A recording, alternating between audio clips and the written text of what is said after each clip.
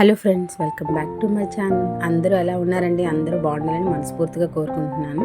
అయితే ఈరోజు నేను చూపించే వీడియో ఏంటంటే, విఘ్నేశ్వరుడిది సంకటహర చతుర్దశి వచ్చింది కదండి, 14వ తారీఖున. ఆ పూజ వీడియో ఇది. నేను ఎలా చేసుకున్నాను సింపుల్గా అనేది ఈ వీడియోలో చూపిస్తున్నానండి. అదే ఆ పూజ అనేది మనకి సోమవారం పడింది. అయితే ముందుగా నిత్య పూజ ఉంటుంది కదా మనకి, శివయ్య పూజ. శివయ్య అభిషేకం చేసుకొని నిత్య పూజ అనేది పూర్తి చేసుకున్నానండి. అయితే ఈరోజు తులసి దళాలు ఎక్కువగా ఉన్నాయండి. చక్కగా వెంకటేశ్వర స్వామికి కూడా ఎక్కువగా అలంకరించుకున్నాను తులసి దళాలు. అలాగే ఇక్కడ రాములవారి పటాన్ని కూడా అలంకరించాను, అదే చూపిస్తున్నాను. రాములవారికి అనిపించట్లేదు, అందుకోసం కొంచెం జరిపాను. స్వామివారికి అన్ని సిద్ధం చేసుకున్నాక అభిషేకానికి ఏమైతే నేను తీసుకుంటానో అవి కూడా చూపిస్తున్నానండి. అంటే శివయ్య అభిషేకం కోసమని చందనంతో కలిపిన నీరు, మంచినీరు, తర్వాత బిల్వదళాలు, ఆవు పాలండి. మనం అభిషేకం జలంతో కూడా చేసుకోవచ్చు. అయితే నేను ప్రతిరోజు ఆ దేవుళ్ళకి అభిషేకం చేసుకుంటాను కాబట్టి అదే వీడియో నేను షార్ట్స్లో కూడా పోస్ట్ చేస్తుంటాను. అభిషేకం అంటే నాకు చాలా ఇష్టం అండి. అందువల్లనే ఒకవేళ మన ఛానల్ ఎవరైనా ఫస్ట్ టైం చూసినట్టయితే తప్పకుండా సబ్స్క్రైబ్ చేసుకోండి. మన ఛానల్ అయితే సపోర్ట్ చేయడం మర్చిపోద్దు.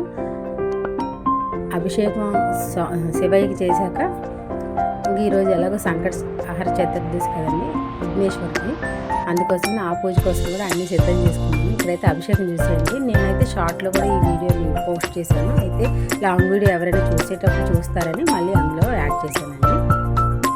చందనం వాటర్తో, ఆవు పాలతో, శుద్ధ జలంతో, అంటే మంచినీరు అండి. దేవుడి కోసం వేరుగా పట్టుకుంటాం కదా. నేనైతే ఇంట్లోని పువ్వులనే ఎక్కువగా ప్రిపేర్ చేస్తానండి బయట కంటే. మన చెట్లు ఉంటే కదా, ఎన్నో కొన్ని వేసుకుంటే కొంచెం మొక్కలు పెంచుకుంటే మనకైతే పనికొస్తాయి. ఎంత ప్లేస్ తక్కువ ఉన్నా సరే కనీసం తులసి మొక్కలనైనా పెంచుకుంటే మంచిదండి. వెంకటేశ్వరునికి రోజు ఒక తులసి దళాన్నైనా మనం సమర్పించుకోవచ్చు. అవి అయితే ఈజీగానే పెరుగుతాయి. ఎవరైనా చిన్న ప్లేస్ ఉన్న వాళ్ళైనా సరే చక్కగా తులసి మొక్కలనైనా పెంచుకోవడానికి అయితే ప్రయత్నించండి. ఇది మంచిది కూడా. ప్రతిరోజు బయట అయితే పువ్వులు కొని తేలాం కదా, అప్పుడప్పుడు అయినా సరే మన ఇంట్లోనే ఉంటే సరిపోతాయి. తర్వాత శివయ్య పూజ అయ్యాక అంటే ధూపం అది సమర్పించుకున్నాక కిందన మళ్ళీ వేరుగా ఒక పీఠంలో ఏర్పాటు చేసుకొని అక్కడ విఘ్నేశ్వరుడికి, అంటే ఆ రోజు సంకటహర చతుర్దశి కాబట్టి విఘ్నేశ్వరుడు కూడా పూజ చేసుకున్నానండి. స్వామికి అయితే గరికతోనే పూజ చేశానండి. చాలా సింపుల్గా కూడా మనం చేసుకోవచ్చు. భగవంతుడికి ఏంటంటే భక్తి ముఖ్యం. మనం ఎలా చేసాము, ఎన్ని అలంకరించాము అనేది కాదు, మనకున్న దాంట్లో మనం చేసుకోవచ్చు అనేది చూపిస్తున్నాను. నా దగ్గర అయితే విఘ్నేశ్వర విగ్రహం ఉంది. విగ్రహాలు ఎందుకంటే నేను అభిషేకం చేసుకుంటాను కాబట్టి ఎక్కువగా విగ్రహాలని ప్రిపేర్ చేస్తాను. స్వామికి మంచినీరులో కొంచెం జవ్వాది పొడి వేసి అభిషేకం చేసుకున్నానండి. అంటే ఈరోజు స్వామికి అయితే సింపుల్గానే చేశాను. బుధవారం చేస్తాను ఎక్కువగా.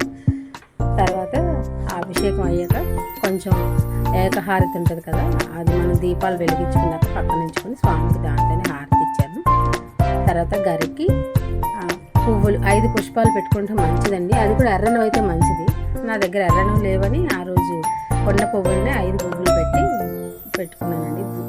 దీపము ధూపము సమర్పించే స్వామికి అయితే బెల్లం ముక్క నైవేద్యంగా పెట్టుకుంటే మంచిదండి. అందరికీ తెలిసిందే విఘ్నేశ్వరుడు బెల్లం అంటే ఇష్టం అండి. ఎక్కువైతే నేను బెల్లం పెట్టి చేస్తాను స్వామికి.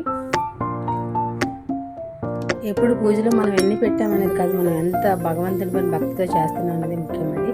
ఇంకా వచ్చేది కూడా శ్రావణ మాసం కాబట్టి మన దగ్గర ఉన్న దాంట్లో ప్రశాంతంగా పూజ చేసుకోవడానికి అందరూ ప్రయత్నించండి. లేనిపోని అనవసరమైన ఖర్చులు పెట్టుకోకుండా మన దగ్గర పూజ సామాగ్రి ఉంటాయి, ఎన్నో అన్నీ ఉంటాయి కాబట్టి అమ్మవారికి ఏదో మంచిగా సింపుల్గా ఒక చీర తీసుకొని చక్కగా ఉన్న దాంట్లోనే పూజ చేసుకోండి. అనవసరమైన ప్లాస్టిక్ డబ్బాలు అలాంటివి పెట్టుకోకుండా.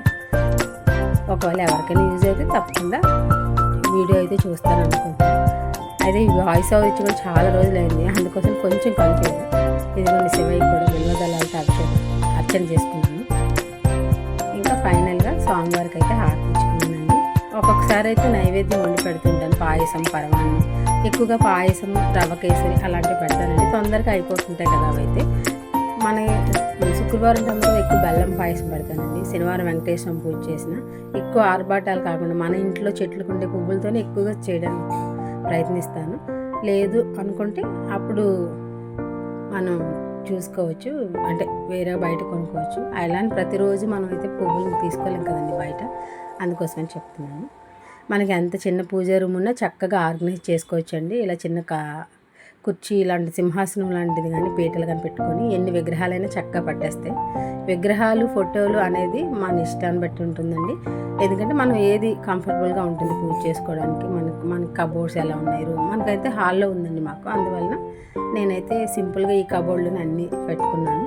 అదే రూమ్ వేరుగా ఉండి పెద్ద ఇల్లులు ఉన్నాయనుకోండి ఇంకా బాగా మనం డెకరేట్ చేసుకోవచ్చు. భగవంతుడికి మనస్ఫూర్తిగా నమస్కరించుకుంటే అదే చాలండి. ఒక్క దీపమైనా చాలు, ఇన్ననే ఉన్నది లెక్క. అయితే నేను ఎలా చేసుకున్నాను అనేది చూపిస్తున్నాను. లాంగ్ వీడియోస్ అయితే ఎక్కువ పోస్ట్ చేయట్లేదు ఈ మధ్య. శివయ్యకి అయితే తేనె పెట్టానండి నైవేద్యంగా. ఈరోజైతే మా ఇంట్లో తులసి దళాలు ఎక్కువ ఉన్నాయండి. ఎక్కువగా తులసి దళాలు మామూలు పూజ కోసం కాకుండా కూడా వెంకటేశ్వర స్వామికి అర్చన కోసం కూడా ఎక్కువ చెట్లు వేస్తుంటాం. తులసి చెట్లు చక్కగా శనివారం అయితే వెంకటేశ్వర మా ఇంటి చెట్ల నుంచి కోసిన తులసినే వేస్తానండి. బయట అయితే నేను కొనను ఎక్కువ. చామంతి పువ్వులు అలాంటివి అయితే తప్పదు కొనుక్కోవాలి. అది స్వామి అనుగ్రహం అయితే మనందరిపైన ఉండాలని మనస్ఫూర్తిగా కోరుకుంటున్నానండి. ఒకవేళ నా పూజలు ఏదైనా తప్పులు ఏమైనా ఉంటే మాత్రం స్వామి క్షమిస్తాడని అనుకుంటున్నాను. నాకైతే ఎక్కువగా అభిషేకం అంటే ఇష్టం అండి భగవంతుడికి. ఎందుకో తెలియదు. మీకు ఈ వీడియో నచ్చితే లైక్ చేయండి, షేర్ చేయండి, సబ్స్క్రైబ్ చేయండి.